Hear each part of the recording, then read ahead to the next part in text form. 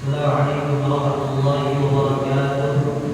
Bismillah, alhamdulillah, wassalatu wassalamu ala rasulillah Sayyidina wa maulana Muhammadin abdillah wa ala alihi wa sahbihi wa mawala. La hawla wa la quwwata illa billah. Subhanaka la ilma lana illa ma 'allamtana innaka antal alimul hakim. Wa shrah li sadri wa yassir li amri wa hlul 'uqdatam min lisani yafqahu qawli yafqahu ya'lam. كلام قديم لا يقال سماع كلامها عن قلب ونية به نستشفع بكل الله ونوره دليل في قلوبنا حين جهلنا وعظاتنا فيا رب اجعلنا بسر علومنا ودور به قلوبنا وسمعنا ووكالتنا.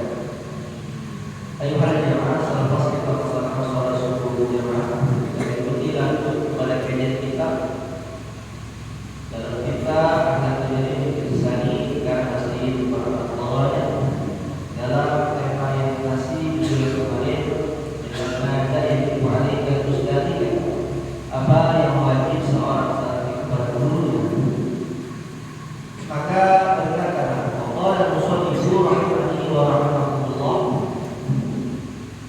berkata di musannif wa tilbidul anidul mutawajib yanal ilma wa yantafi bihi wa hifzul waqti wa takabbiru ala syai'in فلا ينتفع به نفسه فلا ينفع به غيره بل يضر عليه ويزيد الامراض واصبح به.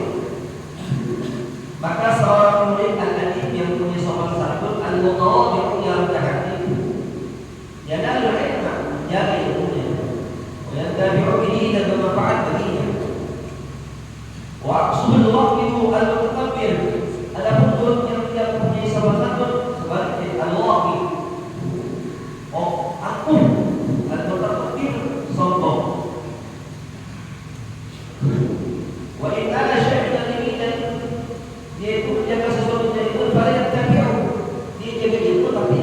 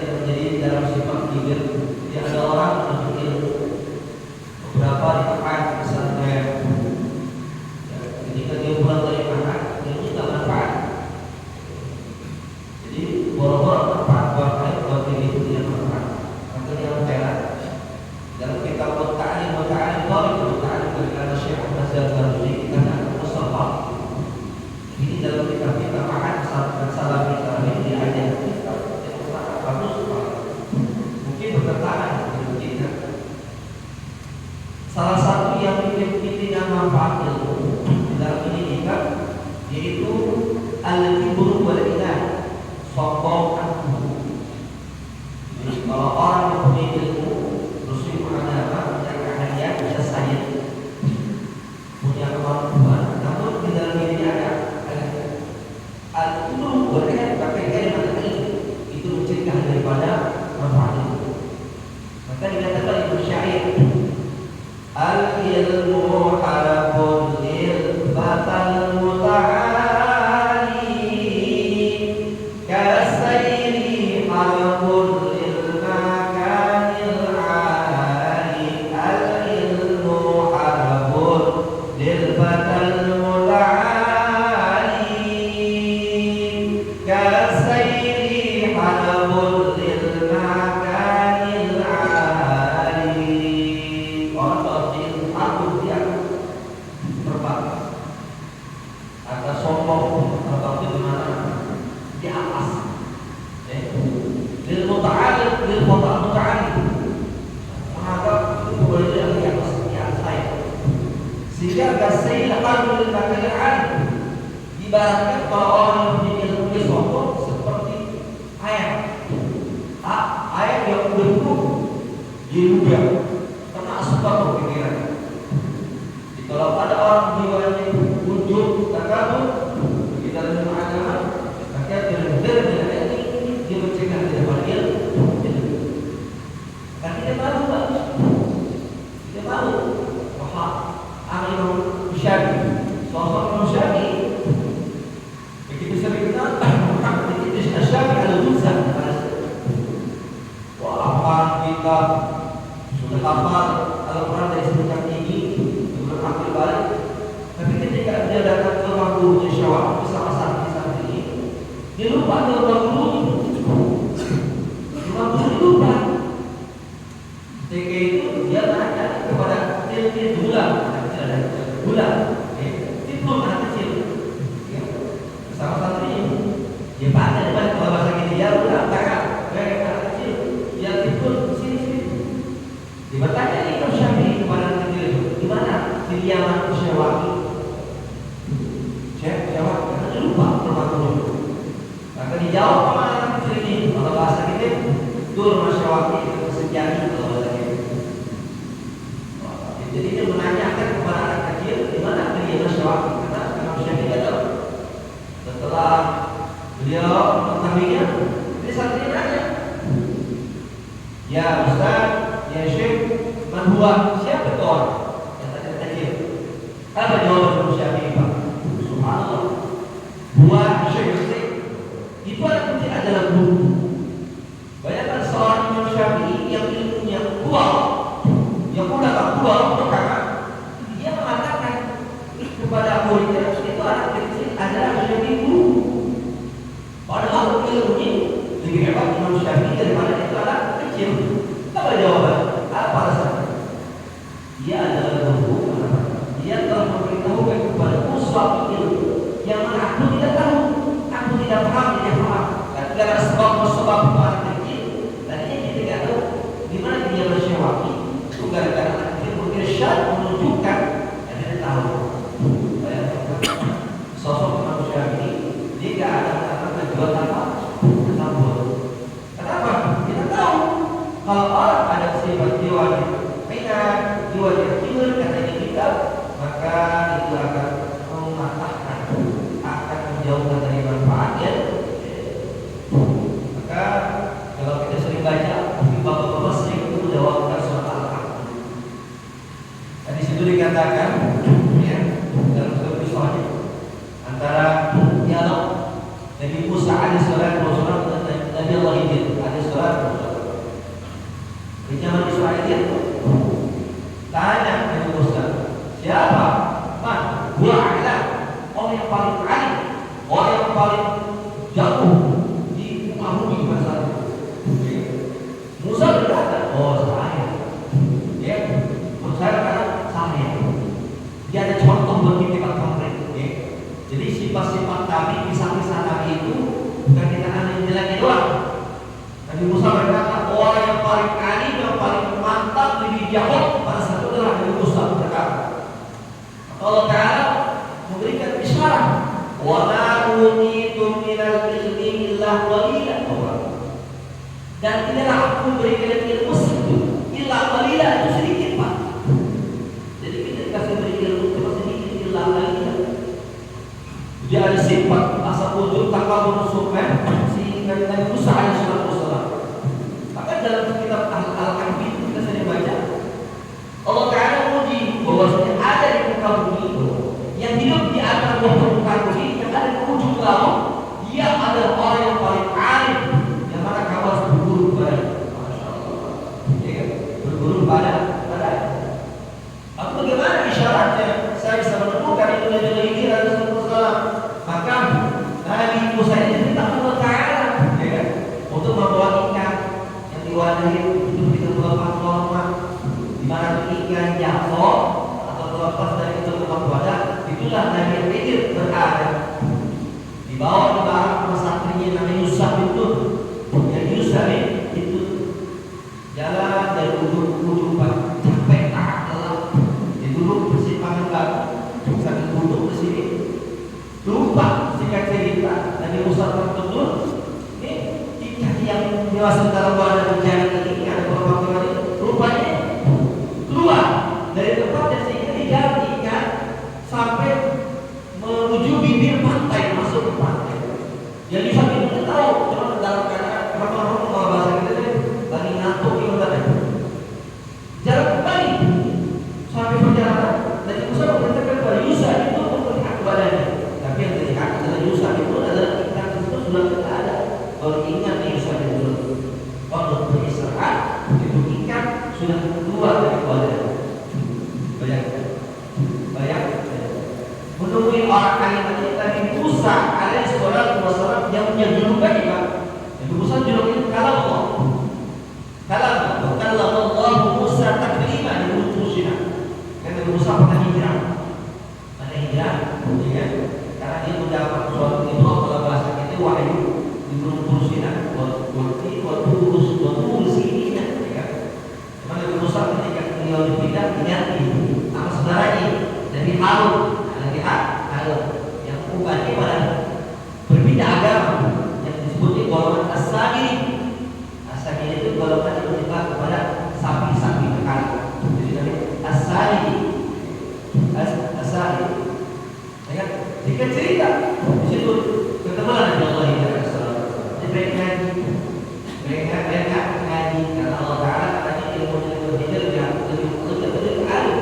Tapi itu ketika usah banyak-banyak. Kenapa? Gak bakalan kuat. Gak bakalan kuat. Ketika Nabi Musa ini ditentang Allah Subhanahu Wa Taala yang dijawabkan ini aku surah Al-Kahfi. Kalau kita lihat di ayat dulu dari ayat itu, ya, dalam tafsirnya adalah terjemahnya. Itu ada dialog, Pak. Ikut. Kira seperti itu. Kalau kayak cuma saya, gua soalnya tanya. Gak usah bayangkan. Salah satu dari kisah yang juga sejak ini kisah yang sangat masyhur. Ya salah satunya ketika itu ada anak kecil. Anak kecil ini yang pertama sekali anak kecil ini adalah adik-adik dia. Anak kecil. Anak kecil itu dari ibu dari dia ada suara dosa. Sekarang usahanya ada jiwa kok. Nah, kok. Tapi Musa kalau bikin kayak ini untuk berbuat baik, tapi itu belum anak kecil. Dan Nabi Musa dikatakan ya Musa, kalau dia belajar jika aku bagikan itu jangan bahayakan. Tapi penasaran ada jiwa penasaran. Jadi yang ini dalam ayat yang berikutnya itu jawab, kenapa aku membunuh ini wahai Nabi Musa alaihissalam anak? Sebab ini anak, tapi suatu saat dan Nabi Musa alaihi berkata, nanti ini anak bisa bikin menjerumuskan orang tuanya. Jadi kenapa ini anak dipakai Allah SWT? Bisa ada sebab-sebabnya. Kalau bagi orang kecil mati Allah tidak salah. Karena nanti tahu, nanti bisa menyebabkan ayat ini menjadi murtad, beridah keluar daripada agama Allah Subhanahu wa Ta'ala. Jadi menandakan ilmu yang Nabi Musa itu cek. Wa ma utitu min ilmi illa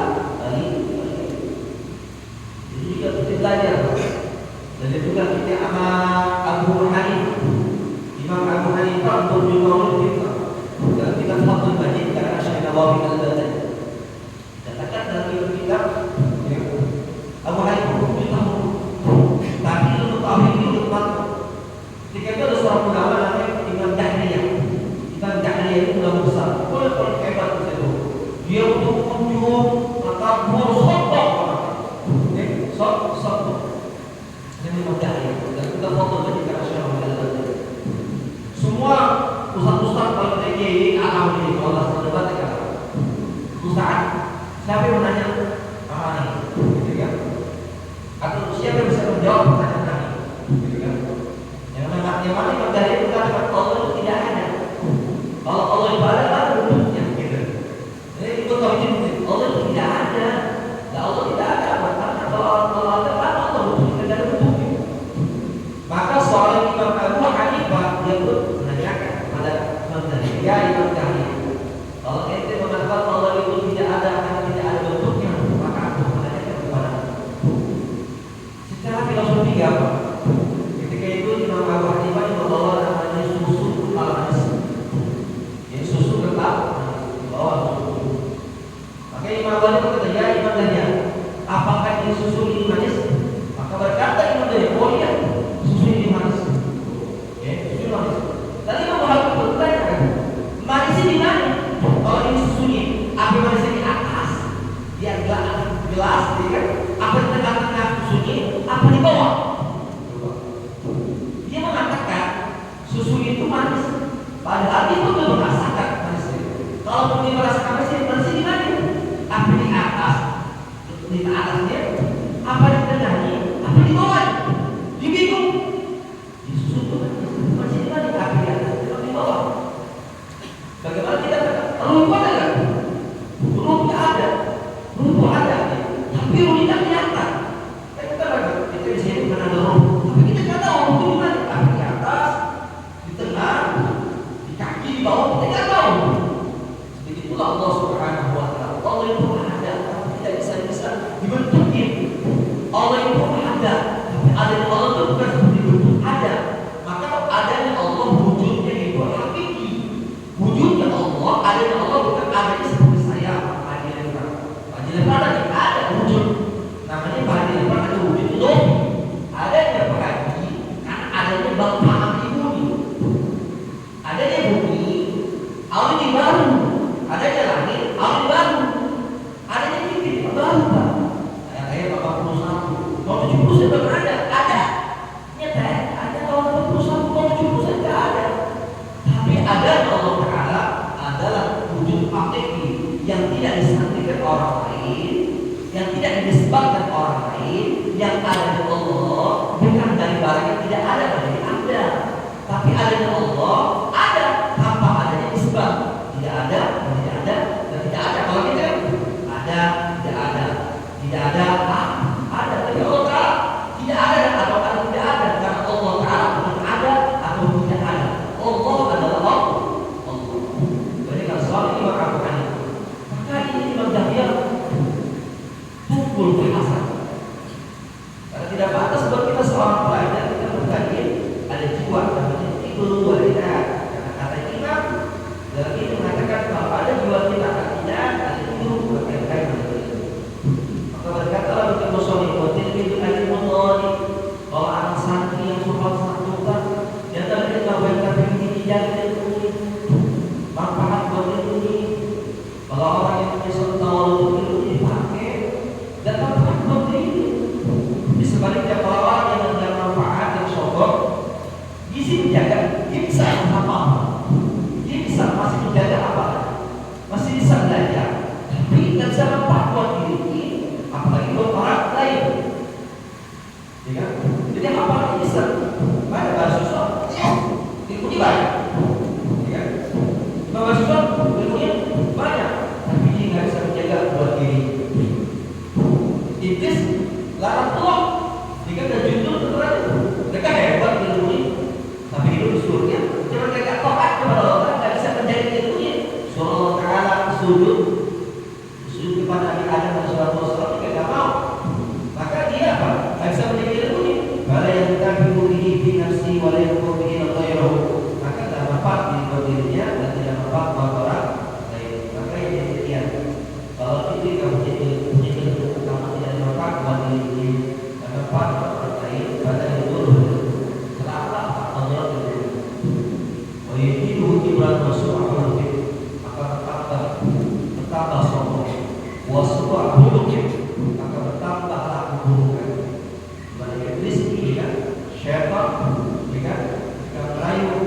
sok dengan nggak bisa menjaga ilmunya, dengan ilmu itu dia membakar diri. Maka penting buat kita perhatikan kita ngaji, datang ke madrasah, mengikuti kajian-kajian, menuju hal taqwa. Tidak benar mustahil pengajian-pengajian, maka tanamkan niat.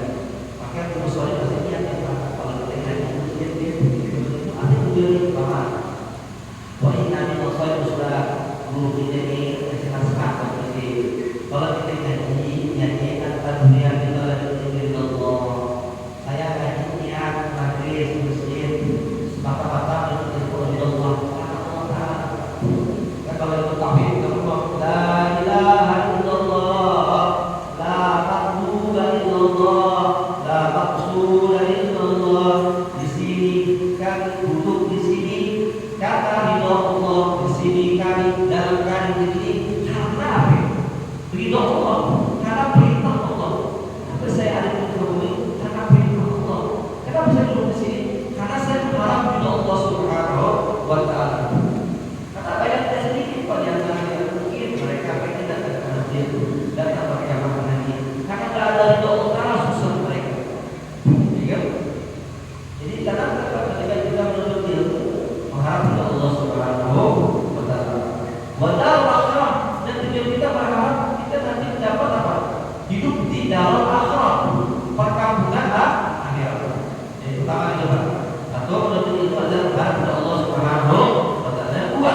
Wahia ini tujuan kita menuntut ilmu menghidup agama, bukan mencari uang dalam agama.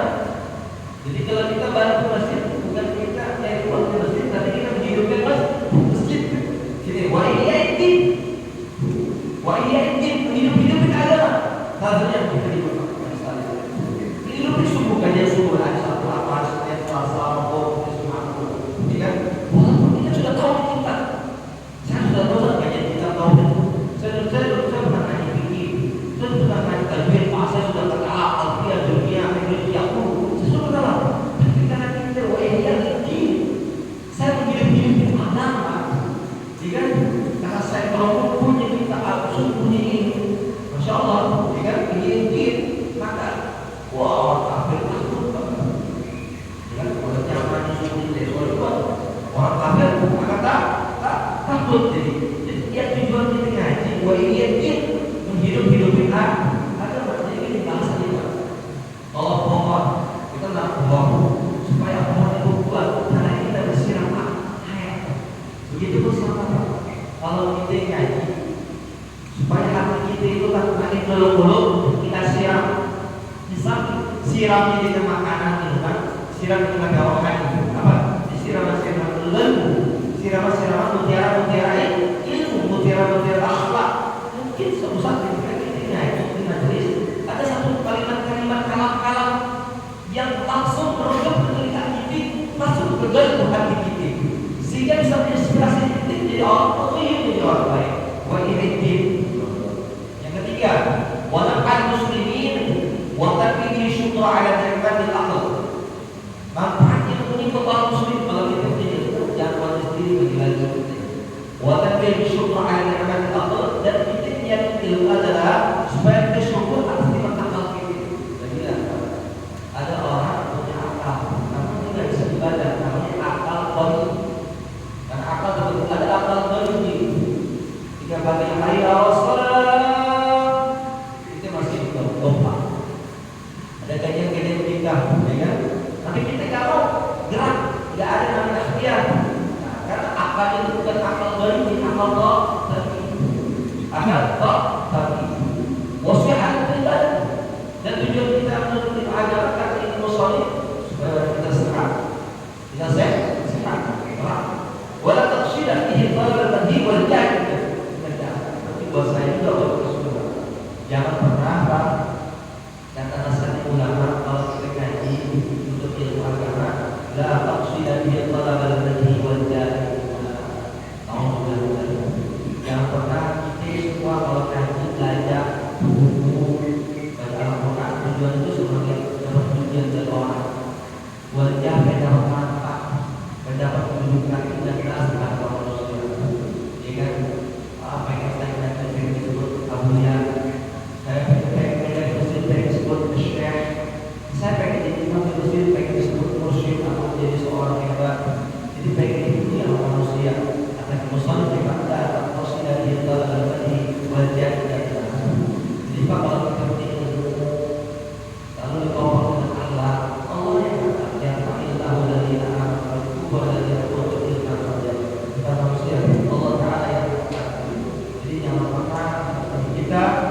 luar dari manusia atau yang akan pada manusia.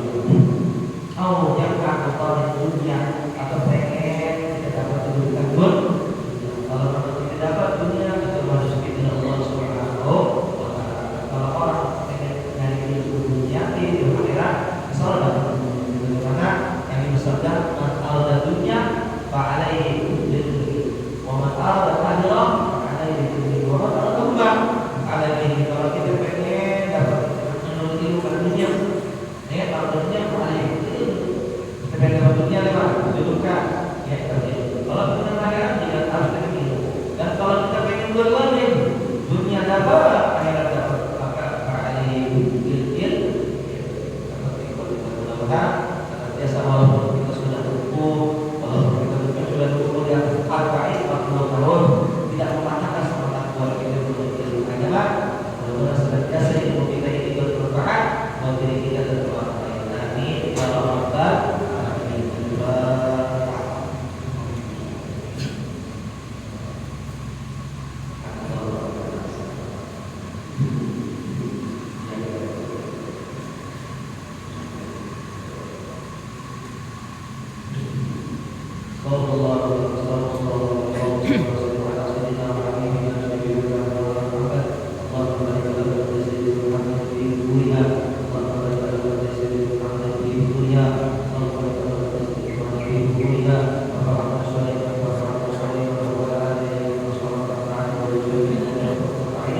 Ya